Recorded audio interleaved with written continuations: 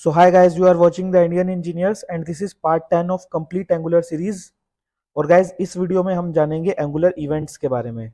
हम देखेंगे कि एंगुलर इवेंट्स को यूज करके कैसे हम एक फंक्शन को कॉल कर सकते हैं और हम जानेंगे कि डिफरेंट एंगुलर इवेंट्स को हम कैसे यूज कर सकते हैं। इसके अलावा हम कुछ इंटरव्यू क्वेश्चन भी डिस्कस करेंगे। सो गाइज प्लीज बने रहना इस वीडियो के साथ। तो गाइज हम सबसे पहले क्लिक इवेंट के बारे में देखते हैं। ये हमने पिछले वीडियो में भी डिस्कस किया था बट क्योंकि हम इवेंट्स प्रॉपरली डिस्कस करने जा रहे हैं तो हम उसको भी डिस्कस करते हैं।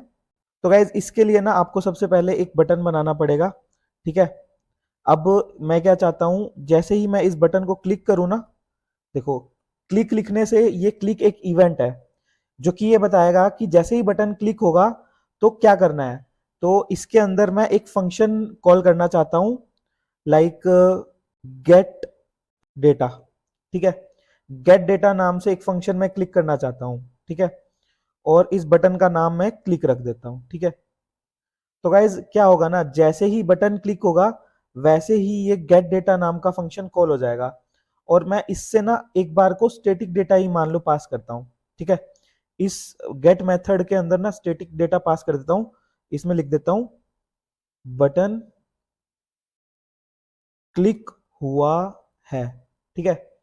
अब जैसे ही बटन क्लिक होगा वैसे ही ये गेट डेटा नाम का फंक्शन कॉल होगा और इस फंक्शन में हम डेटा पास कर रहे होंगे कि बटन क्लिक हुआ है, ठीक है। तो मैं इसकी टीएस फाइल में जाता हूं और यहाँ पे गेट डेटा नाम का फंक्शन बनाता हूं। देख लेते हैं कि कैसा था वो।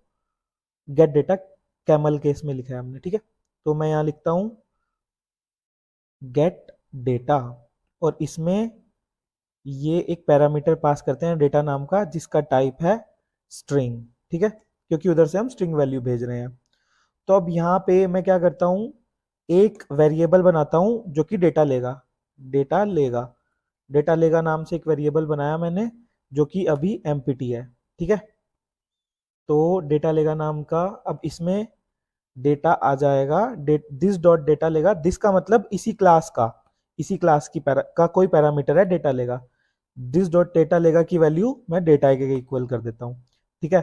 तो अब डेटा लेगा की वैल्यू डेटा के इक्वल होगी।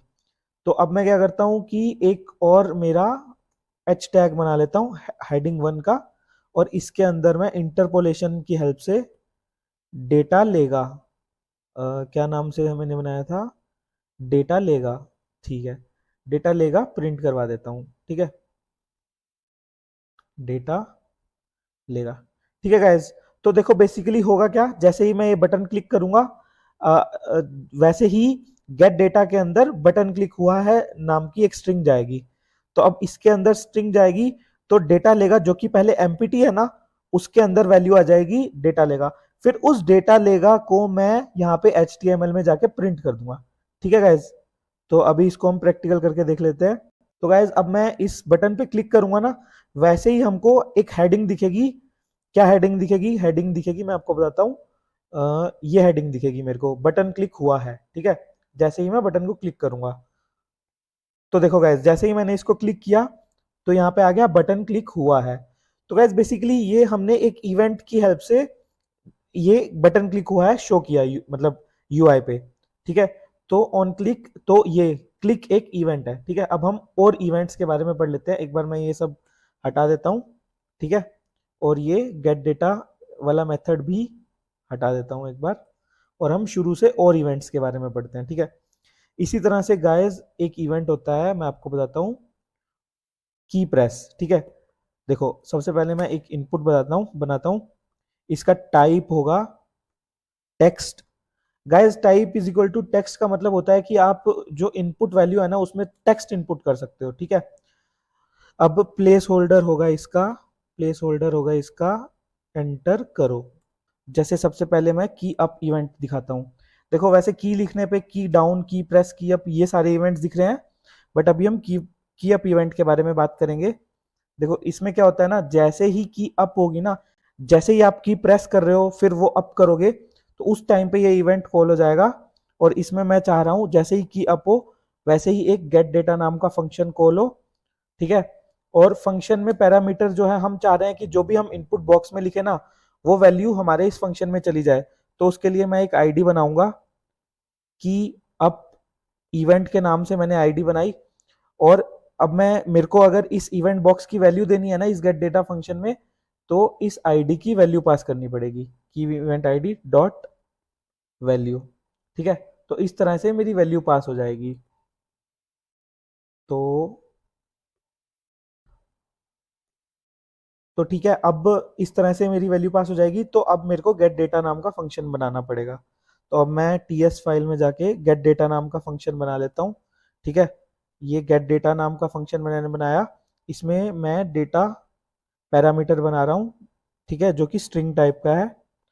तो अब मैं क्या चाह रहा हूँ, अब मैं ना एक प्रॉपर्टी बना लेता हूँ, की अब प्रॉपर्टी प्रॉप की अब प्रॉप के नाम से एक प्रॉपर्टी बना ली, जो अभी एक एम्प्टी स्ट्रिंग है। ठीक है, अब मैं क्या करूंगा, दिस डॉट की अब प्रॉपर्टी, जो मेरी प्रॉपर्टी है, इसके अंदर डेटा डाल दूंगा। ठीक है, अब ये दिस डॉट का मतलब होता है कि इसी क्लास की प्रॉपर्टी है ये। ठीक है, तो दिस डॉट की अब प्रॉप फंक्शन के पैरामीटर की वैल्यू डाल दी। ठीक है, तो अब मैं क्या चाह रहा हूं, जो भी मैं इस इनपुट बॉक्स में टाइप करूं ना, वो मेरे यूआई में भी शो हो। ठीक है, तो उसके लिए मैं क्या करता हूं ना, एक h1 स्ट्रिंग बना लेता हूं, और इसके अंदर उस प्रॉपर्टी की वैल्यू डाल देता हूं एज अ इंटरपोलेशन। ठीक है, तो इसके लिए मैं ये प्रॉपर्टी उठाता हूं और इसको इंटरपोलेशन में HTML में दिखा देता हूं। ठीक है, तो गाइस देखो होगा क्या, अब ये आपका एक इनपुट बॉक्स है। जैसे ही इस इनपुट बॉक्स में मान लो मैं लिखता हूं माई नेम, वैसे ही माई नेम इस गेट डेटा फंक्शन में पास हो जाएगा। ठीक है, जैसे ही वो गेट डेटा फंक्शन में पास हुआ, तो इस डेटा में माई नेम होगा, और इस की अब प्रॉप के अंदर माई नेम पास हो जाएगा यहां से। जैसे ही की अब प्रॉप की वैल्यू माई नेम हुई, वैसे ही इस HTML में इंटरपोलेशन में वो H1 हेडिंग के साथ हमको दिख जाएगा। ठीक है, समझे? तो ऐसे कुछ हो रहा है ये काम। ठीक है, देखो इसमें आ गया, एंटर करो। देखो क्या होगा, मैं इसमें की प्रेस करूंगा ना, जैसे ही वो की को अप करूंगा ना मैं, वैसे ही मेरा ई दिखने लगेगा मेरे को हेडिंग टैग के साथ। ठीक है, देखो अब मैंने ई की प्रेस की, अब ये प्रेस किए जा रहा हूं, अब तक मैंने अप नहीं की तो कुछ नहीं शो हो रहा। जैसे ही मैं की अप करूंगा ना, देखो शो हुआ। तो इसीलिए जो ये इवेंट है ना, ये की अप इवेंट है। ठीक है, अब देखो मैंने सारा ई डिलीट कर रहा हूं मैं, बट मैंने अभी की रिलीज नहीं की। जैसे ही मैं बैक स्पेस की को अब छोड़ूंगा ना, तो की अप हो जाएगी और ये इवेंट कॉल हो जाएगा। देखो हुआ। तो इसी तरह से ये कुछ वर्क करता है। ठीक है, की अप, देखो मैं द इंडियन इंजीनियर्स लिखा, तो ये शो होने लग गया मेरा। ठीक है, जैसे ही की अप होगी। तो गाइज की अप के अलावा की डाउन और की प्रेस होता है। ठीक है, जैसे कि आप ये देखो की डाउन हो गया, जैसे कि आप ये देखो की डाउन और की प्रेस है, इनका भी सेम काम होता है। ये की डाउन करने पे कॉल होता है, एक की प्रेस करने पे कॉल होता है। इन इवेंट्स के अलावा अभी हम बात करते हैं दूसरे इवेंट्स के बारे में, जैसे कि माउस ओवर। ठीक है, तो मैं आपको दिखाता हूं। तो गाइज इसके लिए ना मैं ये डिलीट कर देता हूँ, ये वाला हटा देता हूँ। माउस ओवर प्रॉपर्टी के लिए मैं एक बी टैग बनाऊंगा। ठीक है, इसके अंदर मैं कुछ लिख देता हूँ, माउस ओवर प्रॉपर्टी। ठीक है, गाइस जो ये बी टैग होता है ना, इससे हमको बोल्ड में दिखता है। जैसे माउस ओवर प्रॉपर्टी है ना, ये बोल्ड लिखा दिखेगा। मैं आपको शो करके दिखाता हूँ। ठीक है, एक बार मैं फाइल सेव कर लेता हूँ सारी। तो अब देखो मैं यूआई पे जाके आपको दिखाता हूँ। देखो ये माउस ओवर प्रॉपर्टी बोल्ड में दिख रहा है ना। ठीक है, तो अब मुझको माउस ओवर इवेंट रन करना है, तो उसके लिए क्या होता है कि मैं यहाँ पे लिख दूंगा माउस ओवर। तो आप देख सकते हो कितने सारे माउस के इवेंट है, माउस डाउन, माउस एंटर, इनका सबका सेम ही काम होता है। एक बार मैं आपको माउस ओवर बताता हूँ। माउस ओवर में क्या होता है, जैसे ही मेरा माउस इसके ऊपर आएगा, वैसे ही एक माउस ओवर प्रॉपर्टी कॉल हो जाएगी। तो जब माउस ओवर प्रॉपर्टी कॉल हो ना, तो उसके लिए मैं चाह रहा हूँ ये गेट डेटा फंक्शन को कॉल करे, मेरे गेट डेटा फंक्शन को कॉल करे, और उसमें ये लिख दे कि mouse mouse over property runs, mouse over property run हुई है। ठीक है, तो अब जैसे ही मैं इसके ऊपर होवर करूंगा ना, तो गेट डेटा मेथड में ये टेक्स्ट चला जाएगा। तो अभी हम जाके टीएस फाइल में देखते हैं। देखो की अब प्रॉपर्टी की जगह मैं एक बार यहाँ पे इस प्रॉपर्टी का नाम चेंज कर देता हूँ, माउस ओवर प्रॉपर्टी कर देता हूँ। ठीक है, और दिस डॉट की अब की जगह दिस डॉट माउस ओवर कर देता हूँ। तो गाइस देखो क्या होगा ना, वहां से जैसे ही डेटा आएगा कि माउस ओवर प्रॉपर्टी रन हुई है, वो इस डेटा के अंदर जाएगी और फिर इस माउस ओवर प्रॉप के अंदर वो वैल्यू आ जाएगी। तो अब मैं HTML, अब मैं क्या करता हूँ, यहाँ पे एक हेडिंग टैग बनाता हूँ और इस हेडिंग टैग में इंटरपोलेशन में ये डाल देता हूँ, क्या बोलते हैं, माउस ओवर प्रॉप नाम की प्रॉपर्टी। ठीक है, तो अब मैं इसके अंदर ये डालता हूँ। देखो गाइज, मैं आपको बताता हूँ होगा क्या।